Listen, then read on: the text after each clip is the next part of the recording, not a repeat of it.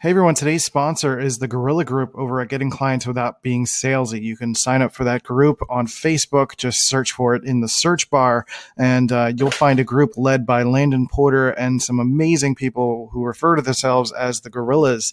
An amazing group that I've been a part of for quite a while, and they just recently launched a podcast. So if you go to thesalesgorilla.com/podcast, you can find that show.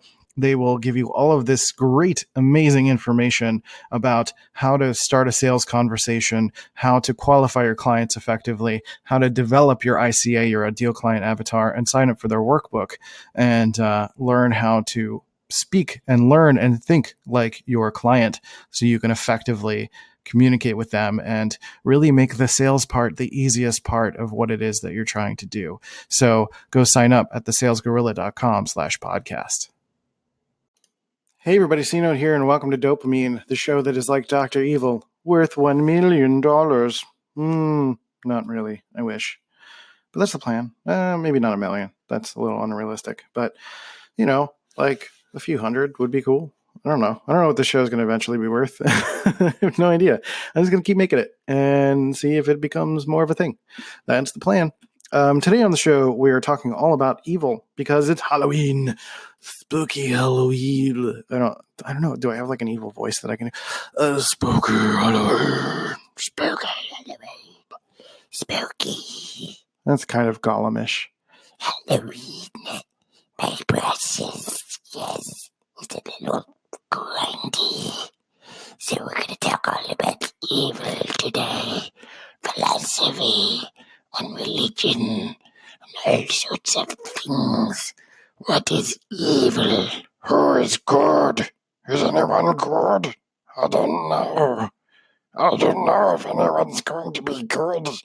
We need to figure this out and find out if it's the ring that makes me evil or if it's just because I'm a person. So we're going to talk all about that today on DOPEamine. Let's go. Drums, please.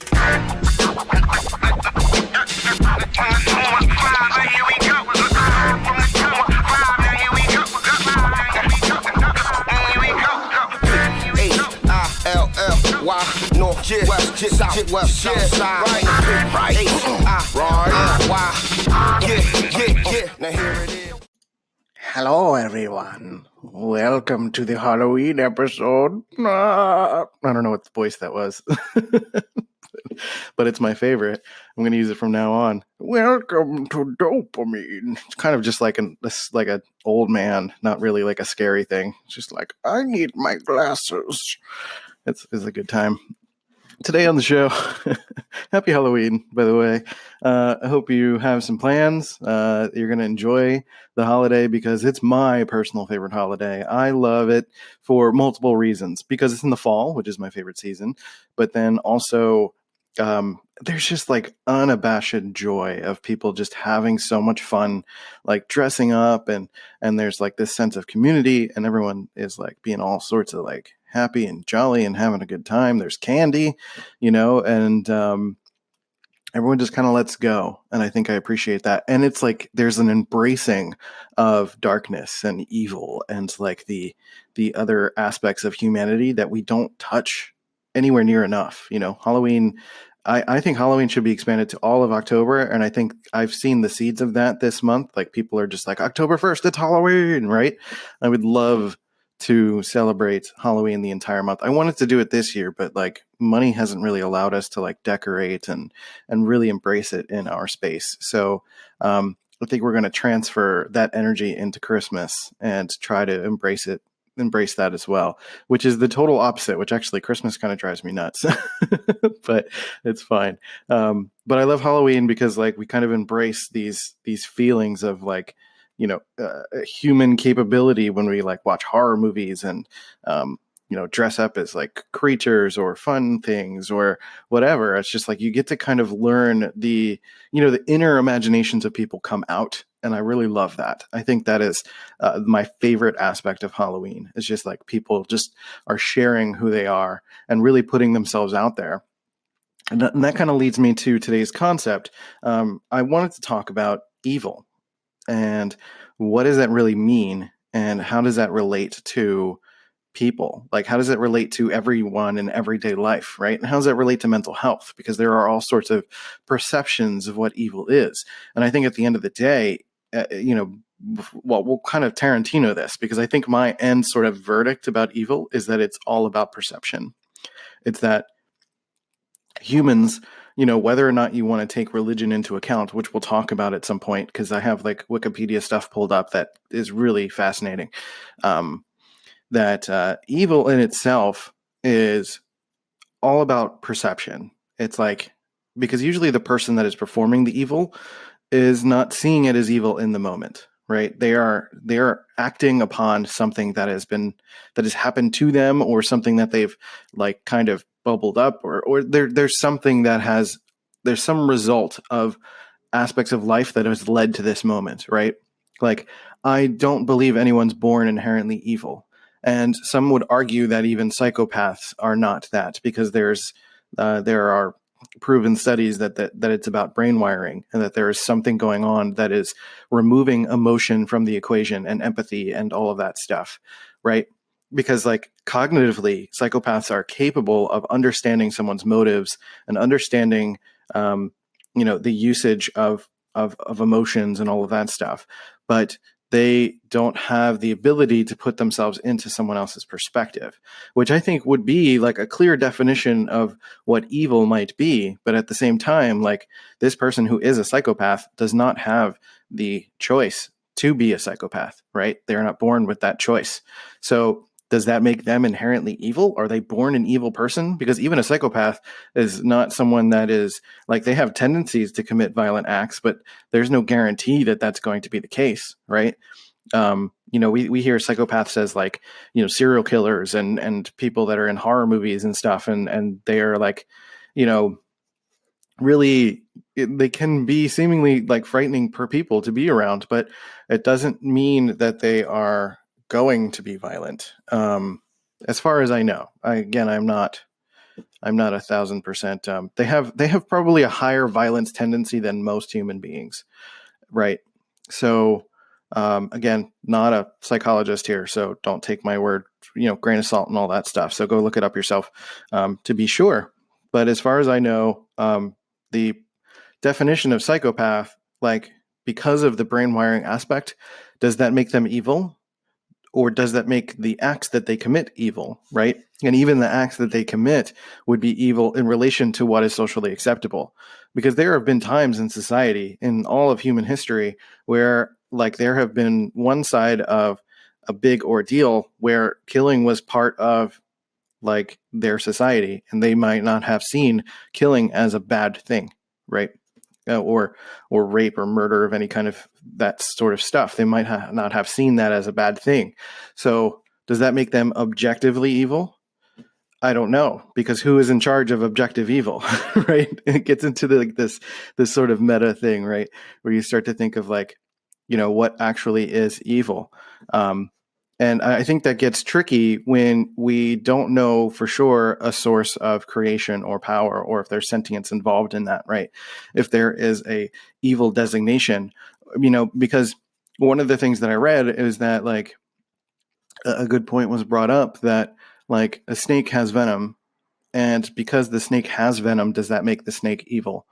And then the snake biting someone in defense of itself, does that make that evil? Or a snake killing a rat for its consumption, does that make it evil? Right? And like a man will view a snake as evil because it's dangerous to him, right? But it doesn't necessarily mean that the snake itself is evil. Same way with like a lot of human to human interaction, especially like there's like the Me Too movement and all of this stuff. There's the perception that there's a lot of men who are culturally, it's been accepted in their perception, in the male perception, in that powerful male perception, that they have the right or the ability or the power or whatever to touch a woman or to have her, essentially. And society, only until recently has it started to become more normalized we're very much in the process, starting to become normalized in the sense of like, that's an evil act, right? Trying to force yourself onto a woman, like many would say that, yes, of course, rape is like an evil act. But that's not always been the case. That's not always been the perception. Always the perception from the victim, but not always from the case of like a group of men or them or a society of men or whatever, right? The men see it as like, this is my biological need to spread my seed and to do this. They have an inherent push to do this. So does that make them an evil, or does it make the act evil? Like it's really tricky, right? And I'm not, this is not me apologizing or defending anything like that, because I see it as evil. Absolutely see it as evil. But it's from the macro big picture perspective. It's just kind of an example of like, what do we consider to actually be evil? Is evil an inherent, existing, all-encompassing thing? Like if humans didn't exist and we didn't have the level of sentience that we have, do creatures see other creatures as evil or just scary, right? Because there is a difference. And does evil inherently exist in the universe, in other places? If there are other sentient beings, is there? Do they also experience a version of evil and good, right? And I find that evil is often pushed by some sort of natural tendency or a natural urge or something that is happening to someone, right? Because like we're born into a world where we don't have our hormones raging, we don't have a lot of stuff going on, and then chemicals change in our body. The way that our parents talk to us changes, the way that our family changes, the way that the people that we come across changes, our environment's always different, things like that. And some would argue that evil is a culmination of all of these things that culminates into an act. And I think some of the most evil people, genuinely, are those that will continue to commit acts, even though they know it is wrong, right? Even though they know that it is socially wrong, right? And again, it's like, it's a matter of like even determining what that means. Because again, like you can think of like Adolf Hitler, for example. He is probably the personification of evil in the last 100 years, right? And he didn't feel like he was wrong. He didn't feel like what he was doing, he likely didn't feel like what he was doing was wrong, right? So does that make him evil objectively? I think subjectively, yes, we all agree that he is evil, that what he did was terrible, that we shouldn't do that stuff. But at the same time, Americans cheered at the death of Osama bin Laden, and we've cheered at the death of Adolf Hitler. So because it's us doing it, it's not evil. And because it's in self-defense or in defense against an evil, it's a good versus evil. It negates the act, right? It's confusing, right? It's really kind of messy, and it kind of messes with your head. I think it's really interesting, right? So like on that day, I know when that day happened, when Osama bin Laden was assassinated, was taken out, I just heard everyone on the internet like cheering with vengeance, right? And while on one hand, it's like, yes, he did a lot of terrible things and he had a really bad path, and there were a lot of things going on that led to death of Americans, and we felt like justice was needed, correct? So the idea there is that we took an evil and we met it with evil, so therefore it negated all of the evil, right? Or that our lesser act of evil, meaning our lesser act of destroying this source of evil that would continue to make more evil, our act was not bad because it was in service of destroying evil. But even though the act in a vacuum would be considered evil, right? So like it gets really tricky. So it was hard for me on that day to celebrate, like, okay, I get the reason that everyone is like all up in arms and just like, yes, this person's taken out, they can no longer commit evil. But it's like, you're still cheering for the death of a human being. That's kind of sad. That's incredibly sad, right? No matter who it is, I think that's incredibly sad. So it's really tricky to sort of create these lines of good and evil, because it's all subjective. Because I would see a lot of my friends who were cheering the death of someone as exhibiting a sense of evil, right? and even like embracing some semblance of evil in your life I don't think is bad. Like going into the darkness of life. I don't mean committing acts of evil. I don't mean like murdering or plundering or anything like that, right? But I mean like diving into the depths of your humanity, because we're often covering that up based on like our religious experience. Like we have a lot of morality baked in society in other people, right? Like our personal morality would be probably a lot more primitive and a lot more black and white. And we probably wouldn't think about morality as much if it did not serve the purpose of society or ourselves within society, right?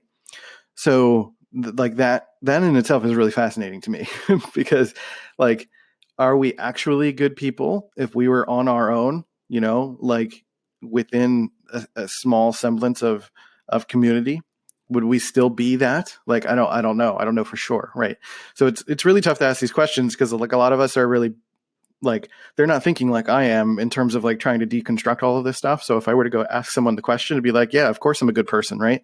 And there's a lot of push and pull against being a good person. And oh, by the way, before I go on, I'm going to split this episode because Anchor now allows me to split it into two. So I can just kind of like go in and just cut and just throw in the ad. So that's what's going to happen on this episode, by the way. So just before I keep rambling. So yeah, so a lot of my friends will consider themselves good and get into a place where like everyone is very concerned with being perceived as good, right? And I think that's a lot of the argument going on within social justice, right, these days, is that like we're like there's a lot of finger pointing. Like one side thinks the other one's evil and the other side thinks the other one's evil for doing all sorts of things. Like, like one side thinks that people are evil for aborting babies and killing fetuses, right? And then the other side thinks that the other is evil for wanting to eliminate transgender as an actual classified gender, right? So like a lot of this is all about perception and worldview, and a lot of that is based on religion and personal views and things that we have all grown up and become based on our location, time of birth, like where we are in society, our social status, all of that stuff, right? And it's like it's all this mishmash of craziness that creates one side versus the other. And it doesn't like objectively what is correct. I don't really know. Right. I think objectively, I think we all want to get to a place where like everyone is, I personally think that like, good creates evil. Right. And the concept of good, being a good person, that my morals, my religion, my way of being is good, therefore other things are bad. Like good creates evil. So I honestly feel like the best way to get rid of evil is to also get rid of good, the perception of good. But how do you do that? What does it actually mean? Right. That's such it's getting all sort of meta here, but that's the way that I think about things. So I guess I'm just being open and sharing with you that, and kind of letting go of, I think what that actually means is letting go of us being correct and someone else being wrong. And again, that's more of like the extremes, right? But it's hard because like that's baked into who we are naturally as human beings. So again, does that make us good or evil naturally? I don't know. I think at the end of the day, we're just trying to protect ours, right? Like I'm just trying to get mine.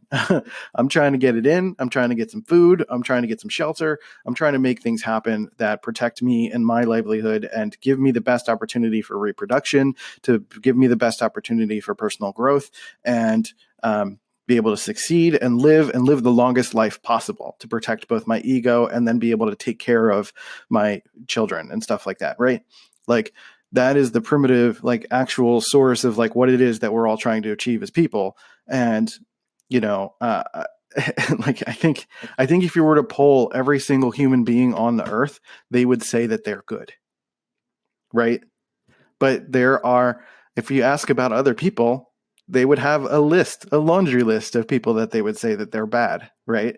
So I think that's incredibly fascinating, that it's all about perception. And, perception, all of it leads to mental health, because there's a lot of negative perception about mental health, that like, that people dealing with mental health can be inherently evil, or anyone not normal is like inherently evil, right? And that's like a massive challenge to actually navigate through, because again, it's all about perception. Just because this person is weird, they're different, they're someone that is like a little bit off compared to what it is that we're used to, that their intentions must be bad, or that they don't fit my worldview, so they must be bad, right? It's really complicated to think about it. And I honestly think like the concept of good and evil is I think it's healthy in a way that keeps us, naturally protected and defensive, right? Because like I have to assume that if someone is walking towards me at an abnormal speed, I have to assume that they have evil intentions towards me, and I have to protect myself, right? Because this stuff exists in the world. People are, again, at different aspects of their human development and societal mental health and all sorts of different things like that lead them to that moment when they're on the street and they're walking towards and attempting to attack someone, whether they're trying to get some sort of mental high of actually hurting the person, or get, like stealing their stuff, or sexually assaulting someone, like in reference to them feeling like they need some sort of validation of manhood or something like that, right? And again, these are not excuses. These are not things that I'm saying are like apologies, but these are just like reasons, right? These are things that people are feeling prospectively in the moment of what it is that they're trying to achieve, or what is propelling them to do these evil things, these things that are at least perceived as evil. And, and at one point, like, is the person who has committed that act no longer evil? Right? Like we think about incarceration and people that are in jail, and we tend to basically, someone could go their entire life. They could go 33 years and then not have any real thoughts of having any kind of evil intentions, right? And then they have just like a cavalcade of bad things happen to them, and they commit a terrible act. They hurt someone, they kill someone, they do something terrible. Or they just rob and steal, and something that is seen societally as not as evil. And they end up put in jail, and they get put in jail for a very long time. But they don't get any kind of rehabilitation. They don't typically get any kind of ability or opportunity to self-correct. There's no, again, they're just kind of bundled into other evils and other criminals. There's no individual context, which I think is, again, what I'm trying to say when I'm removing good from evil, right? In order to remove evil, we have to remove good, because the perception of good is also a groupthink kind of thing, right? And I think the answer lies in individualism, that if we can treat someone like an individual, learn their individual story, nurture them based on that individual story, we'll have a greater chance of being able to reintroduce someone effectively into society. Because someone that has, someone in that context of having just a cavalcade of shit happen to them over and over and over again, that leads them to make the choice. They absolutely made an evil choice to do something bad.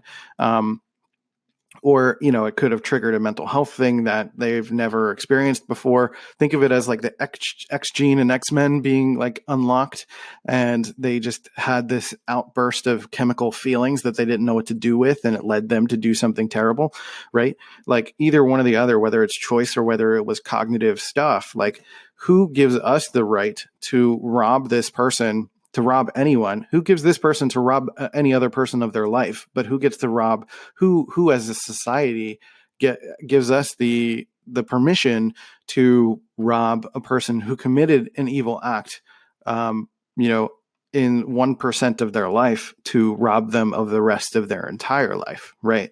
Like to not give them the opportunity at minimum to grow and develop and get into a place that is at least, getting them back onto a quote unquote normal path, right?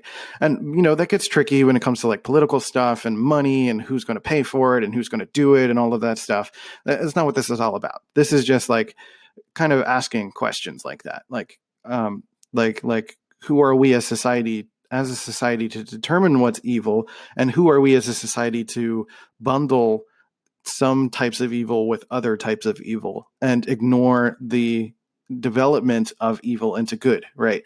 And seeing, defining evil as something that was inherent in that person their entire life and will be inherent in that person for the rest of their life, or if it was a moment that went poorly and their life is over, right? So it's just a really tricky thing to talk about, and because I'm not talking about it from giving my opinion. This is me saying what I see and trying to share sort of just questions, So I want to read a little bit, and this episode is going along because I wanted to. Actually, before I read this, I'm going to just kind of manually take a break, and we'll play the ad, and then we'll go ahead and read the second half of some of this stuff. All right, and we're back. So maybe the second half will be a little bit shorter, but I wanted to talk about the perception of evil in religions as well, and kind of read some of what's going on within. So there's philosophy, psychology. There's Carl Jung talks about all sorts of stuff. There's Friedrich Nietzsche, Nietzsche. I think you say his name is Nietzsche. And all sorts of philosophical questions. So I'm going to read a little bit about the religion aspect and some philosophical questions, because I think there's some interesting information in there.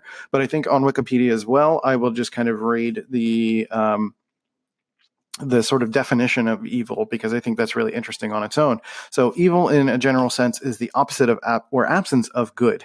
It can be extremely broad, an extremely broad concept, though in everyday usage it is often used more narrowly to denote profound wickedness. It is generally seen as taking multiple possible forms, such as the form of personal moral evil, commonly associated with the word, or impersonal natural evil, as in the case of natural disasters or illnesses. And in religious thought, the form of the demonic or supernatural / eternal.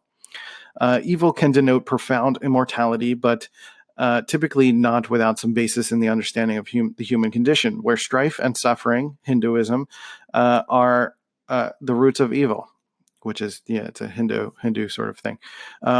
In certain religious contexts, evil has been described as a supernatural force, as defined in philosophy, and can be the name of the psychology and instinct of individuals, which selfishly but not often necessarily defends the personal boundary against deadly attacks and serious threats. Definitions of evil vary, as does the analysis of its motives. Elements that are commonly associated with personal forms of evil involve unbalanced behavior involving anger, revenge, fear, hatred, psychological trauma, expediency, selfishness, ignorance, or neglect. Evil is sometimes perceived as the dualistic, antagonistic, binary opposite to good, in which good should prevail and evil should be defeated. In cultures with Buddhist spiritual influence, both good and evil are perceived as part of an antagonistic duality that itself must be overcome through achieving nirvana. I guess I'm a Buddhist. The philosophical questions regarding good and evil are subsumed into three major areas of study: metaethics concerning the nature of good and evil, normative ethics concerning how we ought to behave, and applied ethics concerning particular moral issues. While the term is applied to events and conditions without agency, the forms of evil addressed in this article presume an evildoer or doers. Some religions and philosophy deny evil's existence and usefulness in describing people. So I'm going to kind of scroll down here to some of the religion stuff, because I think religion's perception of evil is, it kind of paints a lot of people's perceptions of evil, right? Whatever religion or faith that you fall into, it's typically how you perceive evil. And it's really interesting because even within religions, there are varying perspectives on what evil is. So we're going to start with the first little statement here, which talks about the problem of evil and source. Most monotheistic religions posit that the singular God is all-powerful, all-knowing, and completely good. The problem of evil asks how the apparent contradiction of these properties and observed existence of evil in the world might be resolved. Scholars have examined the question of suffering caused by and in humans and animals, suffering caused by nature, like storms and disease.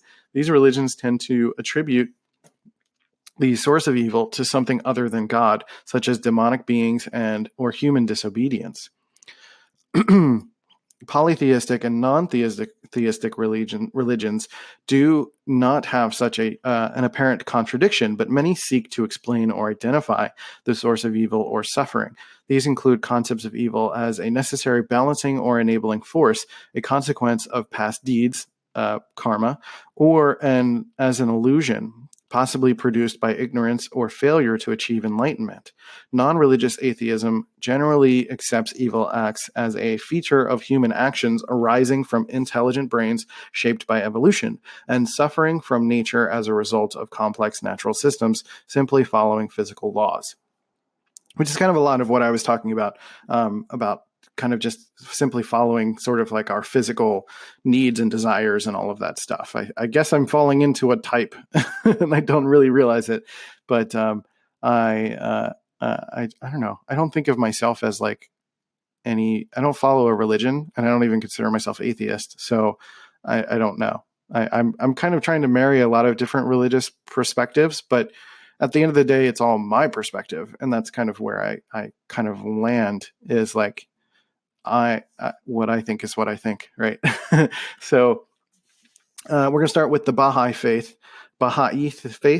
The Baha'i faith asserts that evil is non-existent and that it is a concept reflecting lack of good. Just as cold is the state of no heat, darkness is the state of no light. Forgetfulness is forgetfulness, the lacking of memory, ignorance, the lacking of knowledge.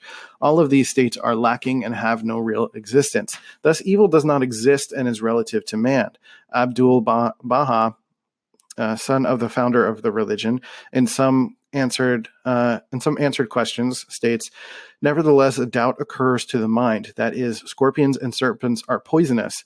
Are they good or evil, for they are existing beings? Yes, a scorpion is evil in relation to man. A serpent is evil in relation to man, but in relation to themselves, they are not evil, for their poison is their weapon, and by their sting they defend themselves.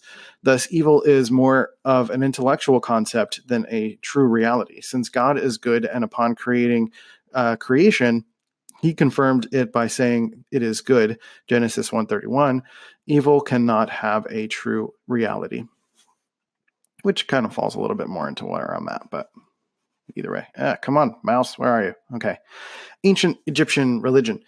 Evil in the religion of ancient Egypt is known as Isfet, disorder/violence. It is the opposite of Maat, which stands for order, and embodied by the serpent god Apep, who routinely attempts to kill the sun god Ra, and is stopped by nearly every other deity. Isfet is not a primordial force, but the consequence of free will and an individual's struggle against the non-existence embodied by Apep, as evidenced by the fact that it was born from Ra's umbilical cord instead of being recorded in the religion's creation myth. So, yeah, I don't know. I don't know what to say about any of that. That's a little bit more like Greek mythology-ish, I guess. But I don't know, what isn't? Buddhism. The primal duality in Buddhism is between suffering and enlightenment. So the good versus evil splitting has no direct analog in it. One may infer from the general teachings of the Buddha that the cataloged causes of suffering are what correspond in this belief system to evil. Practically, this can refer to 1, the 3 selfish emotions, desire, hate, and delusion, and 2, their expression in physical and verbal actions. And for more, see 10 unvirtuous actions in Buddhism. Specifically, evil means whatever harms or obstructs the causes for happiness in this life, a better rebirth, liberation from samsara, and the true and complete enlightenment of a Buddha. What is evil? Killing is evil. Lying is evil. This is a quote, by the way. Quote, what is evil? Killing is evil. Lying is evil. Slandering is evil. Abuse is evil. Gossip is evil. Envy is evil. Hatred is evil. To cling to false doctrine is evil. And all these things are evil. And what is the root of evil? Desire is the root of evil. Illusion is the root of evil. That is by Gautama Siddhartha, the founder of Buddhism, which is basically saying that everyone's evil because everyone does that. That's a bit much in my eyes, which I think is really interesting. Again, by the religious perspectives, is that there is a range, right? There's a range of moments being evil versus like we are all evil, right? And a lot of people are going to be very uncomfortable with thinking one way or the other. Hinduism. In Hinduism, the concept of dharma or righteousness clearly divides the world into good and evil, and clearly explains that wars have to be waged sometimes to establish and protect dharma. This war is called dharma yuddha. This division of good and evil is of major importance to both the Hindu epics of Ramayana and Mahabharata. This is hard. And the main emphasis in Hinduism is on bad action rather than bad people. In the holy text, Bhagavad Gita speaks of the balance of good and evil. When this balance goes off, divine incarnations come to help to restore this balance. No comments there. Sikhism, the adherence to the core principle of spiritual evolution, the Sikh idea of evil changes depending on one's position on the path to liberation. At the beginning stages of spiritual growth, good and evil may seem neatly separated. Once one's spirit evolves to the point where it sees most clearly, the idea of evil vanishes and the truth is revealed. In his writings, Guru Arhan explains that because God is the source of all things, what we believe to be evil must too come from God. And because God is ultimately a source of absolute good, nothing truly evil can originate from God.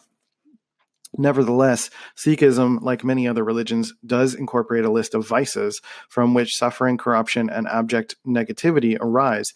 These are known as the Five Thieves, called such due to their propensity to cloud the mind and lead one astray from the prosecution of righteous action. These are attachment, greed, wrath, lust, and egotism. They have Sikh names, but I'm not reading them. One who gives in to the temptations of the Five Thieves is known as Manmukh, or someone who lives selfishly and without virtue.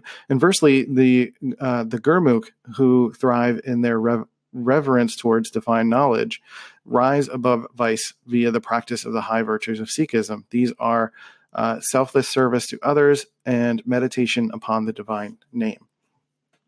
There's a lot of interesting stuff in there. The Five Thieves are fascinating: attachment, greed, wrath, lust, and egotism. And, I find this aspect of like the propensity to cloud the mind and lead one astray from prosecution of righteous action. That makes me think that, like, I think evil is attached to the notion of something that, again, kind of keeps people from continuing to make more people, right? Actions that will essentially lead to someone not finding an effective mate, someone who is not going to effectively make more people, raise more people, and continue to spread those values, right? And it's not necessarily about not killing someone, but like killing someone means, less people, right? Which is like kind of hard to talk about, but at the same time, like that's just kind of, I think that's like the human primal sort of look at it, is like, you're killing a person. We need that person. We need more people. We need humans. You need to reproduce, that sort of stuff, and pass along our egos and our religion and all of the things that we've come up with, etc. Right. So I find religion to be a culmination of egos, but that's going to be another podcast probably. Let's talk about Islam. We're getting to the big three next. Islam, Judaism. Oh, why did I screw that up? And Christianity. Christianity is the most interesting because I have the most experience with that, and I'm probably going to be the most cynical with that. So prepare yourself. Islam, there is no concept of absolute evil in Islam as a fundamental universal principle that is independent from and equal with good in a dualistic sense. One should not, although the Quran mentions the biblical forbidden tree, it never refers to it as the tree of knowledge of good and evil. Within Islam, it is considered essential to believe that all comes from God, whether it is perceived as good or bad by individuals. And things that are perceived as evil or bad are either natural events, natural disasters, or illnesses, or caused by humanity's free will. Much more the behavior of beings with free will. Then they disobey God's orders, harming others or putting themselves over God or others, is considered to be evil. Evil doesn't necessarily, I guess I'm evil. I don't put myself above God. I just don't believe he's real. Evil doesn't necessarily refer to evil as an ontological or moral category, but often to harm or as the intention and consequence of an action, but also to unlawful actions. Unproductive actions or those who do not produce benefits are also thought of as evil. A typical understanding of evil is reflected by al-Ash'ari, founder of Asharism. Accordingly, qualifying something as evil depends on the circumstances of the observer. An event or an action itself is neutral, but it receives its qualification by God. Since God is omnipotent and nothing can exist outside of God's power, God's will determine whether or not something is evil. So it's interesting because, like, with Islam, Judaism, and Christianity, we kind of get into a place of fear associated with evil, and it gets real crazy with Christianity. So in Judaism, I don't know why that's such a weird word to say. Judaism, I know how it's supposed to sound. Evil is not real. It is per se not part of God's creation, but comes into existence through man's bad actions. Human beings are responsible for their choices, and so have the free will to choose good, life of Olam Haba, or bad, death in heaven. Deuteronomy 28:20. Judaism stresses obedience to God's 613 commandments of the written Torah. See also Tanakh, and the collective body of Jewish religious laws expounded on in the Torah and Shulchan Aruch. I'm tired of trying to pronounce this stuff.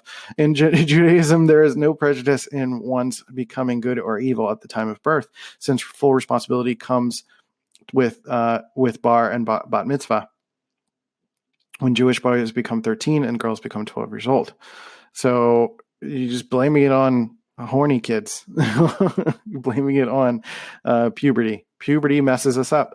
And again, that kind of leads me back to this idea that, like, the impurity of human nature, like, all stems from our desire to reproduce. I think that's true. The reproduction mixed with our egos and all of the stuff that culminates as a result of that, because it's no longer us just being kids playing with stuff and, like, occupying ourselves, and, like, we were completely dependent and we're not worried about anything. But then, like, all the chemicals happen and we suddenly have this strive to, like, okay, I need another person. I need to mate with someone. I need to find a person. I need to find my mate and find someone to reproduce with. And it gets complicated in the head, right? You're trying to eventually having to satisfy your ego and pass along your ego, or eventually come to terms with the fact that you can't pass along your ego. You can only pass along your genes, and then you go crazy and you die, right? I don't mean to be reductive like that. There's a lot of beauty in between, but at the same time, it's, the cause of a lot of chaos in our lives is, like, this natural desire to reproduce, right? So, I mean, I think that's where that's at. And then, lastly, we'll talk about Christianity. Evil, according to a Christian worldview, is any action, thought, or attitude that is contrary to the character or will of God. That is a wide gamut. This is shown through the law given in both the Old and New Testament. There's no moral action given in the Bible that is contrary to God's character or God's will. Therefore, evil in a Christian worldview is contrasted by and in conflict with God's character or God's will. This evil shows itself through deviation from the character or will of God. That basically means if you're not a believer, you're evil, which is real messed up.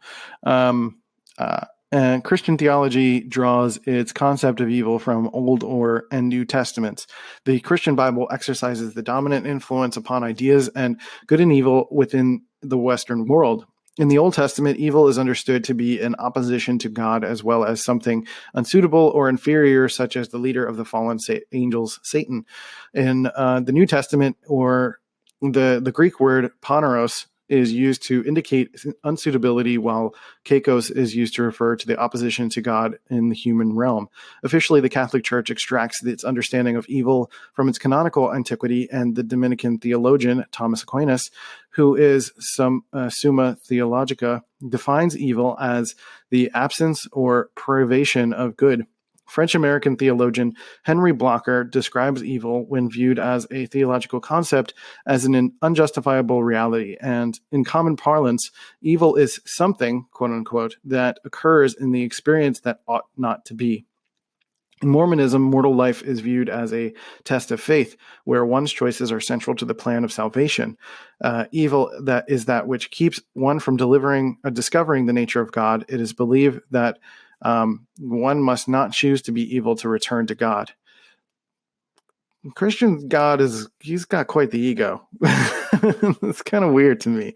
I know I'm not seeing the whole picture, and I know that there are people who are kind of scoffing at my reactions to this, but I've had a lot of experience with religion, with Catholicism, with Christianity, with people falling out of Christianity.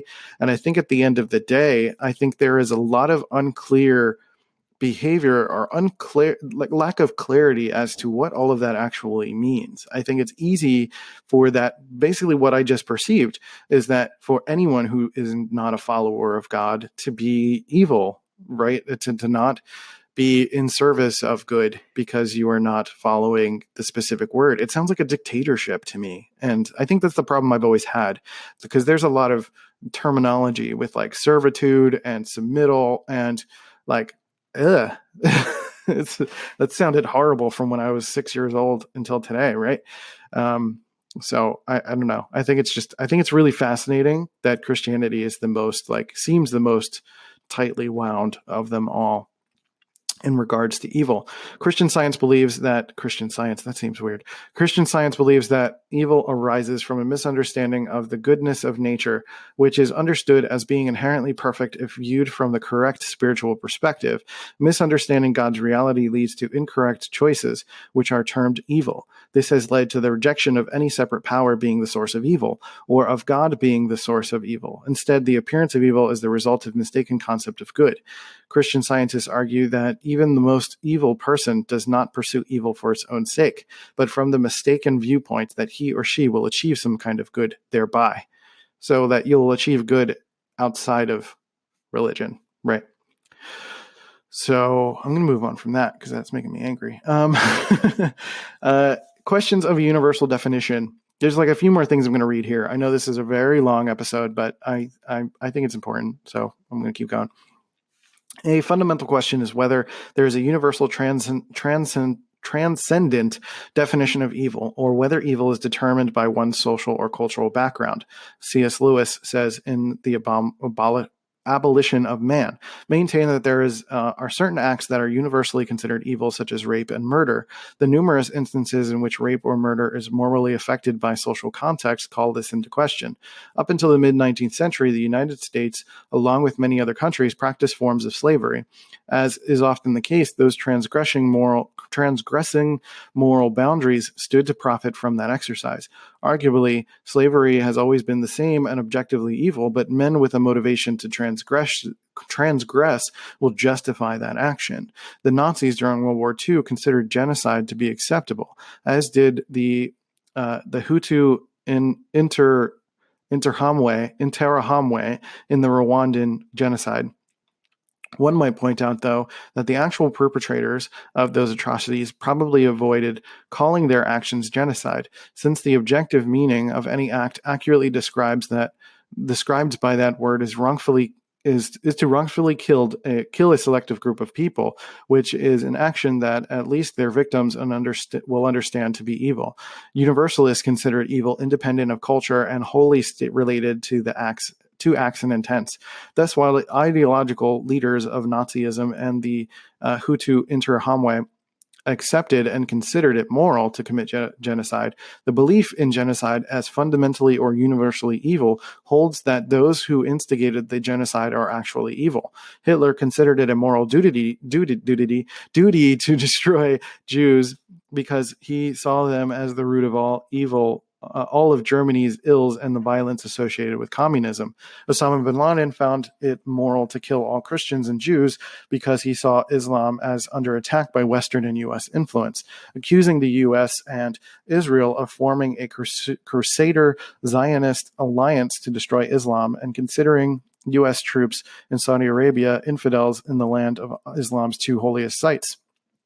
He therefore considered non-Muslims and Shiite Muslims are evil people intent on destroying Islamic purity and therefore heretic. Given his mixed record of efforts to give Cuban people free of charge healthcare and education, as well as opposing U.S. hegemony hegemony, I don't even know how to say that word, in Latin America, while crushing all opposition and wrecking the Cuban economy, Fidel Castro saw himself as a Caribbean Robin Hood who considered the U.S. and capitalism evil, while Cuban Americans, Cuban dissidents, and other communism-bashing people saw Castro as the personification of evil in the late 20th century Cuban and Latin American history, viewing his Castroic ideology as just as evil as any other form of communism, and bashing him for locking up dissidents and killing innocents by firing squads, while creating mayhem in the developing world by working to foment violent communist revolutions in the Americas and many African countries. So, basically all of that kind of stems to what I was talking about before, like the idea that, like, you know, these few cases are of people who have created heinous acts, like mass culturally accepted acts of evil, essentially. But these people have perceptions, they have these perspectives of what they were doing was correct for what it is that needed to be done, right? To protect their ego, to protect their ego, their livelihood, their religion. It's like to them, it was seen as a mass level of self-defense. So is that objectively evil? I mean, I think, again, I agree that it's evil. I think those are all terrible acts. And I think there is no amount of justification that can allow someone to be killing people and doing something to that effect. But objectively, I just don't know. Like if there is an absolute law that is not just a culmination of multiple religions, but an absolute law of the universe that says this is evil and punishable by some external force like karma or something, then that would be the case. But as it stands, it is all about perceptions of humans and how humans view the value of murder, essentially.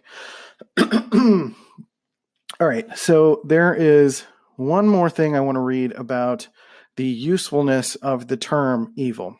So this is the final thing. I apologize, this is a long episode, but I think it's really interesting. So I don't know, I'll stick around and see how many people like this sort of thing, because like philosophy and psychology is all my jam. So, but and since it's Halloween, I think talking about evil is appropriate. So usefulness as a term. One school of thought that holds that no person is evil and that only acts may be properly considered evil, psychologist and mediator Marshall Rosenberg claims that the root of violence is the very concept of evil or badness. When we label someone as bad or evil, Rosenbaum claims it invokes the desire to punish or inflict pain. It also makes it easy for us to turn off our feelings towards the person we are harming.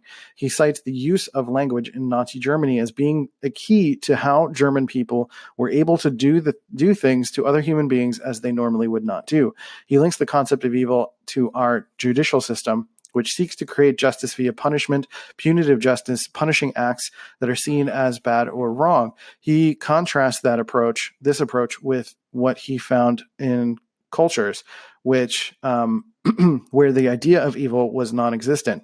In such cultures, when someone harms another person, they are believed to be out of harmony with themselves and their community, are seen as sick or ill, and measures are taken to restore them to a sense of harmonious relations with themselves or others, which is kind of what I was talking about. Psychologist Albert Ellis agrees in his school of psychology called Rational Emotive Behavioral Therapy, or REBT. He says the root of anger and the desire to harm someone is almost always related to variations of implicit or explicit philosophical beliefs about other human beings. He further claims that without holding variants of those covert or overt belief and assumptions, the tendency to resort to violence in most cases is less likely. American psychiatrist M. Scott Peck, on the other hand, describes evil as militant ignorance. The original Judeo-Christian concept of sin is a process that leads one to miss the mark and not achieve perfection. Peck argues that while most people are conscious of, at least on some level, those that are evil actively and militantly refuse the consciousness. Peck describes evil as malignant type of self-righteousness, which results in a projection of evil onto selected, specific innocent victims, often children or other people in relatively powerless positions. Peck considers those those he calls evil to be attempting to escape and hide from their own conscience and through self-deception, and views this as being quite distinct from the apparent absence of conscience evident in psychopaths. According to Peck, an evil person is consistently self-deceiving with the intent of avoiding guilt and maintaining a self-image of perfection, deceives others as a consequence of their own self-deception, psychologically projects his or her evils and sins onto very specific targets, scapegoating those targets while treating everyone else normally, quote unquote, their insensitivity towards him was selective, commonly hates with the pretense of love, for the purposes of self-deception as much as the deception of others, abuses political or emotional power, quote unquote, the imposition of one's will upon others by overt or covert coercion, maintains a high level of respectability and lies incessantly in order to do so, is consistent with his or her sins. Evil people are defined not so much by the magnitude of their sins, but by their consistency or of destructiveness, is unable to think from the viewpoint of their victim, has a covert intolerance to criticism and other forms of narcissistic injury. He also considers certain institutions may be evil, as he has his discussion of the My Lai massacre and its attempted cover-up illustrate. By this definition, acts of criminal and state terrorism would also be considered evil. Okay, so there's a lot there. I think at the end of the day, I do agree with a lot of these things. I think the persistence of coercion and deception and taking advantage of powerlessness and all of that would fit the definition of the human perception of evil, right? I would agree with that. And I think some of the problem, though, lies in the mass perception of what is evil, right? When you talk about like protections of like industries and states and things like that, like there are people within those, right? And giving a caricature to certain countries or religions or whatever kind of creates a broad picture. And this, what I essentially personally ascribe to is like one of the things that I read a little bit early is that someone can essentially be rehabilitated. Where is it? Let me see if I can find it and read it again.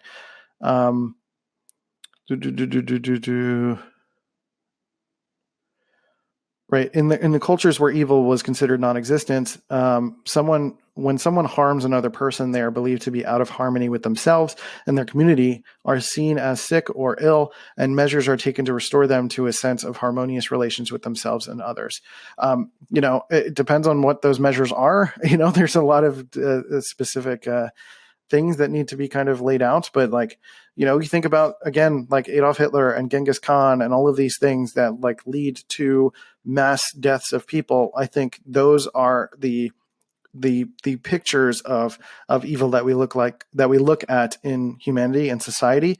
But we can also trace their individual story, and learning through their individual story will help us mitigate and see the signs of when someone else is going to be approaching this sort of level of evil. But again, like evil is like a two-sided thing, right? Like it's sort of this subjective experience of like a lot of people would be calling Donald Trump and like the Republican side evil in a lot of ways. They would say that about Christianity. They would say that about a lot of people who believe that or whatever. And the same would be true on the opposite side. People who are just wanting to be a little bit more open sexually, or be those who are basically using language and all sorts of finger pointing, they could be considered evil, right? Like it's all about perception. So it's really tricky. It's really crazy. But at the end of the day, it's like, I think it's all about protecting ourselves, protecting our ego, protecting our personal interests, and having the greatest chances for reproduction, And I don't know, I think it gets really messy when we start thinking on a group level, but I understand that humans are just going to do that. That's what we do. We have to make assumptions about people to protect ourselves, to make judgments of others, to protect ourselves from the perception of that evil that we have towards them. But I still subscribe to the idea that like it's really hard to hate someone up close. So if you get the opportunity to learn someone's story, to be connected to people, you'll find that less people are nowhere near as evil as you think they are. Again, if you were to ask anyone in the world if they felt they were good people, they would probably say yes. Very few would people would say no. They might say like, yeah, I'm kind of a jerk, but I don't know that they would call themselves evil, right? So it's a really interesting concept. It's really tricky. There's a lot here. I'm exhausted. I'm going to wrap this up. This has been a very long episode, but it's Halloween. It's my favorite holiday. So thanks for listening. Thanks for being here. I appreciate you guys. Just a reminder, in a week, there is the beginning of the Boss Project Summit. So if you go to bit.ly/c.note summit, you can learn all about that summit and my keynote that I will be giving there. And I'll be in the comments. So go sign up, go do the thing, and get the pre-party pass. And I'll be in the comments for my keynote and be talking to you guys. So feel free to ask me questions, and feel free to ask me questions about this podcast episode. If you're following on Anchor, please leave me a voice message or hit me up at Let's Go C-Note on all my social channels. And that's it. Take care of yourselves and each other, and I'll catch you next time on DOPEamine. See ya. Hey, you beautiful human. Thanks for listening to DOPEamine and providing your support for this show. I really, really appreciate it. If you really love this show, leave a review on iTunes and Stitcher to show some love for the podcast. You can also check out c.note.media to check out my work and my courses. But with that, we'll catch you next time. See you guys later.